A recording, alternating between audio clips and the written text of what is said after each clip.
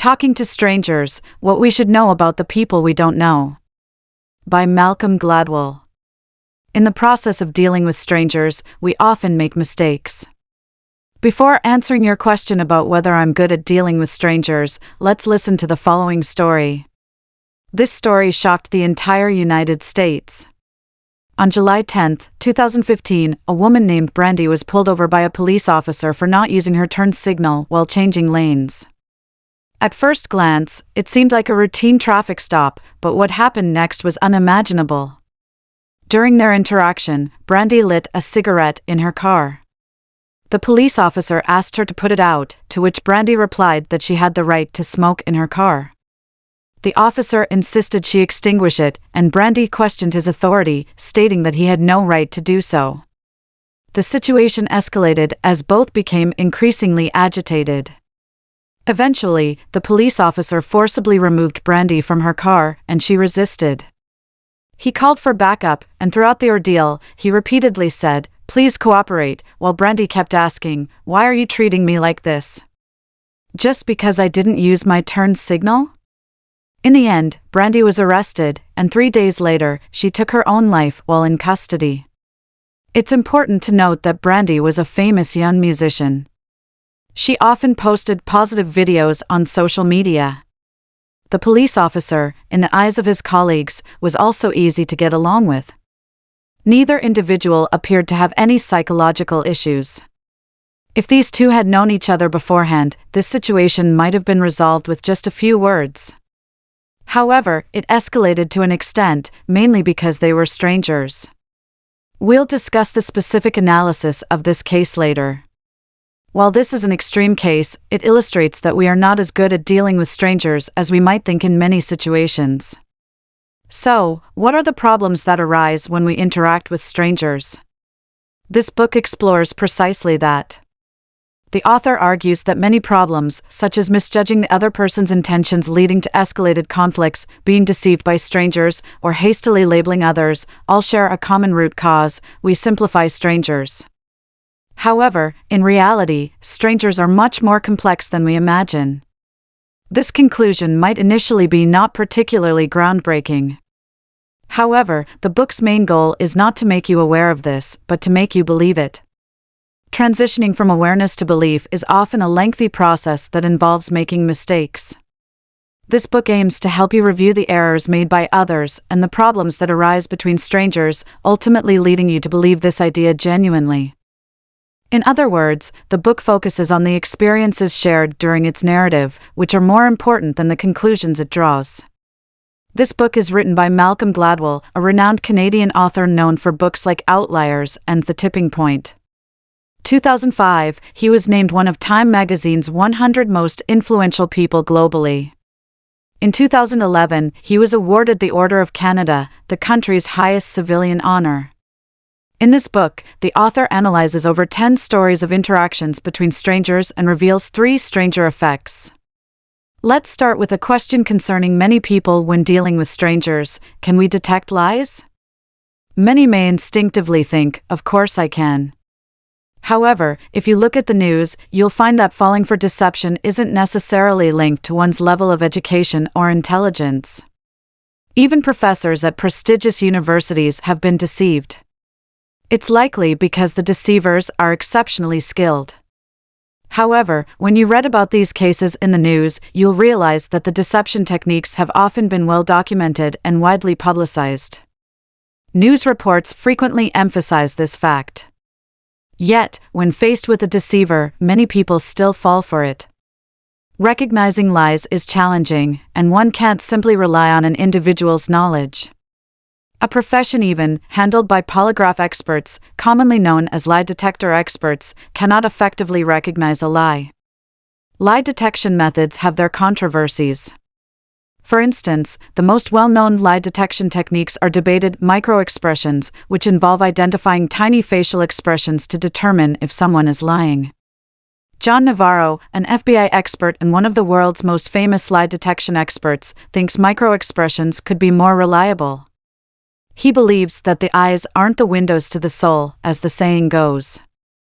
Instead, he suggests observing a person's feet, as they can reveal much about their true intentions. He's even written a book called Super Body Language. So, which lie detection method is the most effective? Can someone still be deceived if he has a wide range of lie detection methods? To answer this question, let's first look at a group of people who are exceptionally skilled at lie detection, much more so than the average person. The author of this book tells the story of the Defense Intelligence Agency, DIA, a well-known intelligence agency within the United States. In 1996, during a period of tension between the United States and Cuba, with both nations having spies operating in each other's territories, there was a peculiar spy named Ana Montes.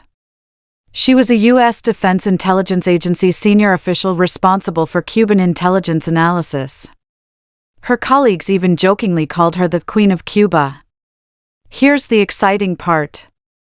Ana Montes was a Cuban spy who infiltrated the United States, and she had been in the country for many years without being detected.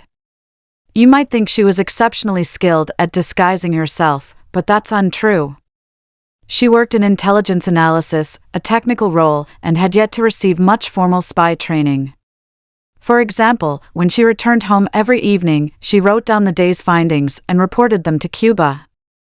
Her shortwave radio transmitter was hidden in a shoebox, and her codebook was carried in her handbag. In other words, her actions could have been more subtle.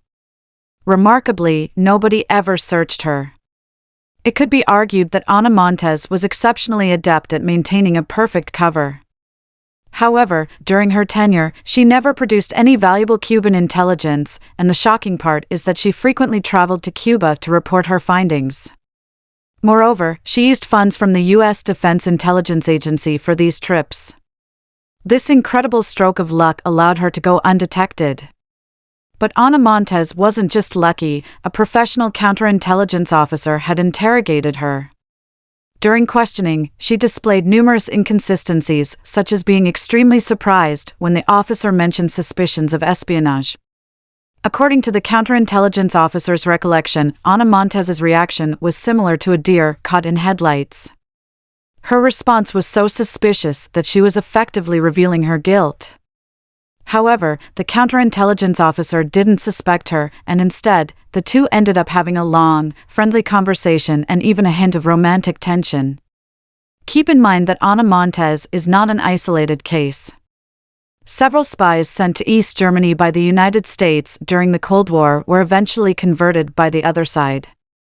The U.S. Director of Central Intelligence, responsible for Soviet intelligence, was also a Soviet spy, and his skills weren't much better than Ana Montes's. He even had a drinking problem and didn't do an excellent job of hiding the funds provided by the Soviets. The most crucial issue is that U.S. intelligence agencies went undetected in these cases. These agencies are staffed by individuals considered among the most astute and observant, yet they still need to uncover the deception. So, in the face of deception, even professional intelligence officers often falter. Imagine how much more challenging it can be for ordinary people. Psychologist Tim Levine conducted a specific test involving volunteers, some of whom told the truth while others lied. He also enlisted a group of professionals, including psychologists, police officers, and doctors, generally considered skilled in their fields, to identify who was lying and who was telling the truth. The results revealed an interesting pattern. When individuals were telling the truth, these professionals were entirely accurate in their judgments. However, when individuals lie, professionals often make significant assessment errors. In simpler terms, regardless of what the individuals were saying, these professionals generally believed that what they said was true. Now, let's go back to the previous question. If you are highly skilled in observation and have many methods to detect lies, would you still be deceived when interacting with strangers? Unfortunately, the answer is yes. The issue does not lie with the methods themselves, it lies in the fact that when we interact with others, we typically assume they are honest. This natural human instinct is not significantly influenced by how many detection methods you know. This phenomenon is one of the most essential conclusions in the book and is referred to as the truth default effect. In our interactions with people, we do not behave like scientists who gather evidence first and then gradually draw conclusions. Instead, we tend to jump to conclusions and start by assuming what the other person is saying is true. Building on this foundation, our suspicion gradually accumulates if someone exhibits suspicious behavior until it reaches a certain threshold. At this point, we step out of the default assumption of truthfulness. Now, you might wonder if the default assumption of truthfulness is a vulnerability in human nature. After all, why hasn't evolution eliminated it over millions of years? To answer this question, consider the reverse hypothesis: what would happen if we defaulted to suspicion rather than truthfulness? According to the author, this is not a good thing. Let's listen to another story to illustrate this. You might have heard of a term called a Ponzi scheme. In simple terms, it's a scam where one uses money from new investors to pay returns to earlier investors, creating a false impression of a profitable enterprise. For example, a scammer convinces person A to invest $1 million and then finds person B to invest $2 million. The scammer tells person A that their investment has earned a profit, which is person B's money. This cycle continues, and the scammer uses new investors' money to pay off earlier investors. This kind of scheme is considered a low-level scam and often happens in illegal fundraising in rural areas. However, it might be hard to believe that such a scheme could persist for 20 years in a place like Wall Street, where intelligent people gather and regulations are strict. One person who played this kind of Ponzi scheme on Wall Street for 20 years was Bernard Madoff. He was only arrested after the 2008 financial crisis. The scam involved over $50 billion in funds. Was this Ponzi scheme so cleverly executed that nobody suspected it? Not at all. Harry Markopolos discovered problems with Madoff's company in 2000 and reported it to the U.S. Securities and Exchange Commission, SEC. However, Markopolos' reports were ignored repeatedly despite having substantial evidence. So why was such an obvious scheme not questioned? The default to truth effect can explain this.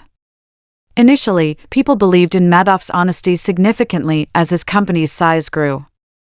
Madoff was seen as a rising star on Wall Street. In contrast, Markopolos, a skeptical and detail-oriented individual, could have been more influential. He had a history of questioning things, such as when he suspected financial irregularities in his college courses and reported his own company for rule violations. Markopolos reported his concerns to the SEC several times between 2000 and 2008, but were repeatedly dismissed. The combination of the default to truth effect and the indirect way Markopolos said the issue meant that his reports didn't gain the attention they deserved. After reporting the scheme, Markopolos felt he was being watched and feared for safety. He expressed his concerns to the police and even considered purchasing a bulletproof vest, stressing that professional hitmen might come after him. So, to answer the earlier question, why didn't evolution eliminate the default to truth effect? Because it allows for smoother cooperation in most situations. It doesn't pose a life-threatening risk, even if you occasionally get deceived. However, if everyone were overly skeptical, it would make communication and cooperation very difficult, and life would become chaotic. Let's answer this question. According to the author's viewpoint, understanding these misunderstandings is key and revolves around the coupling effect. What is the coupling effect? Simply, it means that every person's action is not isolated, it results from many related factors. This might sound a bit abstract, so let's take a specific example using the previous incident of Brandy's suicide. We see the conflict between the two sides, but if we trace back, we will find a series of reasons behind their respective behaviors. Let's start with the police. The way he treated Brandy was not like dealing with a traffic violation, the level of vigilance was more akin to dealing with a drug dealer. This might seem strange, but it becomes less so if you understand its reasons. First, in the United States, police pulling over vehicles is not about catching traffic violations, it's one of the leading crime prevention methods. The U.S. Constitution prohibits the government from conducting searches of citizens and their homes without probable cause. However, U.S. traffic laws allow police to stop a vehicle if they observe a traffic violation and then check the driver. More importantly, this method is highly effective. For example, in Kansas City, a police car issued an average of 5.45 citations and arrested 2.23 individuals each night. Over 200 days, they confiscated 29 firearms. These statistics often exceed the lifetime achievements of many police officers. So, why was Brandy pulled over? It wasn't just because she forgot to use her turn signal, but also because her license plate seemed suspicious. Brandy's license plate was from Illinois, and this was in Texas. When the police noticed it wasn't a local license plate, they became suspicious. Later, they saw she hadn't used her turn signal, which gave them a reason to pull her over. In other words, before the police pulled her over, they already had suspicions about Brandy. Now, let's look at it from Brant's perspective. Why did he become angry with the police? It wasn't just because he forgot to use his turn signal, it was because he had violated traffic rules multiple times before, accumulating $8,000 in debt. He had recently lost a child, and he had even attempted suicide. Being pulled over by the police was like the last straw that broke the camel's back, pushing him over the edge. Moreover, the police, seeing Brant's anger, felt fear more than the same kind of anger. They were worried that Brant might pull out a gun at any moment, so they resorted to force. So, where is the problem in all this? When we interact with others, we try to interpret their motives. However, when you're facing a person, you're not dealing with a simple motive but with a complex result, a result of a series of events. The cause of any action by a person is far more complicated than we might imagine. This phenomenon is what's called the coupling effect. But you've probably already noticed that we often don't approach others this way. We simplify people, thinking that we can understand their intentions. For instance, the police officer felt like he had completely understood Brandy's intentions and was sure that Brandy intended to harm him. Obviously, the reality was more complex. Another example you might often hear is statements like, "Oh, that person is just that kind of person, always like this and that." This statement implies that people are pretty simple, divided into just a few categories, and that the speaker has already seen through everything. However, when we turn around and look at ourselves, we often feel complex and challenging to understand. This is a common mindset when dealing with people. It is also the third effect mentioned in this book when interacting with strangers, called the transparency assumption. It's the belief that we perceive others as transparent, thinking we can see through them while viewing ourselves as complex and challenging for others to understand. We're bringing together the concepts of the coupling effect and the transparency assumption because they are like two sides of the same coin. The transparency assumption is essentially a flaw in our observation of human nature. To correct this flaw, you need to understand a bit about the coupling effect. You see, this is a typical example of the transparency assumption. We think that suicide is a simple issue of motivation. Even if jumping off a bridge fails, the motivation remains, and the person will find another way to die. Therefore, we consider barriers unnecessary. However, statistics tell a different story. A survey of 515 people who attempted suicide but survived found that only 25 of them tried another method later. The remaining 490 people gave up on suicide altogether. In other words, suicide is actually the result of a combination of many factors, such as environment, location, and motivation. Alright, we just talked about the coupling effect and the transparency fallacy. Along with the default truth effect mentioned earlier, these are the three effects this book discusses regarding interactions between strangers.